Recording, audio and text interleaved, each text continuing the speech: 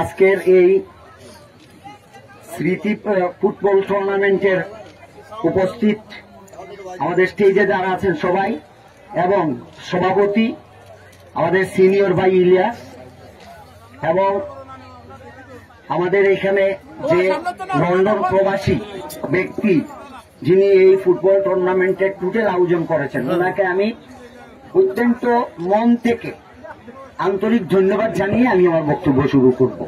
সম্মানিত নেতৃবৃন্দ, কিছুদিন আগের কথা তারেক সাহেব বলছেন যে প্রত্যেক কনস্টিটুয়েন্সিতে যাতে ফুটবল প্রতিযোগিতা খেলাধুলার এই বিষয়টার উপরে নজর দেওয়া হয়। তো যাই হোক, আমরা নজর দেওয়ার আগেই আপনাদের রহিমপুর থেকে আপনারা এই এরকম একটা অনুষ্ঠান করছেন, এটার জন্য আমি তারেক রহমান সাহেবের পক্ষ থেকে আপনাদেরকে ধন্যবাদ জানাই। আগামীতে আমরা এই বিষয়ের উপরে জোর দিব। আপনারা হয়তো শুনছেন জিয়াউর রহমান স্মৃতি পরিষদ নামে একটা টুর্নামেন্ট হচ্ছে, এটা তো প্রত্যেক উপজেলা থেকে টিম যাবে। আর আমি আমার একটা চিন্তা চেতনা আছে আমার ব্যক্তিগত, শামীম আহমদ চৌধুরী আমার ভাই, জানেন তো আপনারা, বেচারা কোন সময় এই আওয়ামী লীগের ফেসিবাদের কারণে সে ঠিকমতো মানে বসতে পারে নাই, চেয়ারে উপজেলার পরিষদে বসতে পারে নাই।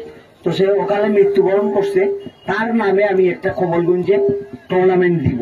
তবে তার আগে আপনাদের সাহায্য চাই, কারণ আপনারা যারা বিভিন্ন জায়গায় এই কর্মযজ্ঞ করে থাকেন ওনাদেরকে নিয়ে আমি একটা উপজেলা ভিত্তিক একটা কমিটি করব এবং আমার উপজেলার ভিতরে এই খেলাটা আমি ভালোভাবে যাতে হয়, সবাই যাতে খুশি হয়, সেই রকম একটা খেলা উপহার দিব।